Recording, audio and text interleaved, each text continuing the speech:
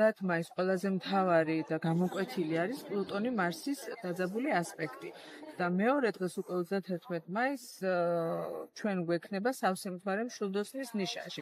თუმცა თავად 30 მაისს მთვარე იქნება სასწორის ნიშანში, რაც ესე იგი საკმაოდ მშვიდ ატმოსფეროს ნიშნავს. ძალოვან, მაგრამ მაინც მშვიდ და სტაბილურ ატმოსფეროს.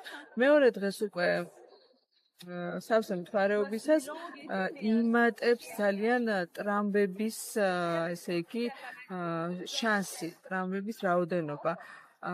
და ეს სავსე მთვარის გავლენას ჩვენ წინა დღესაც ვიგრძნობთ 30-ში და 29-ში ვიგრძნობთ. ამიტომ შეგვიძლია ვივარაუდოთ, რომ საკმაოდ ძალისმიერი იქნება თამაში და ერთ პრინციპზე აგებული, რომ ესე იგი შენ არაფერი არ იცი, მე შენზე უპირატესი ვარ, ანუ ორივე გუნდი ამას დაუმტკიცებს ერთმანეთს გამომდინარე იქიდან, რომ შავი მთვარე ჩვენ ტრანზიტულად ახლა მშვილდოსნის ნიშანში გვყავს, ხო?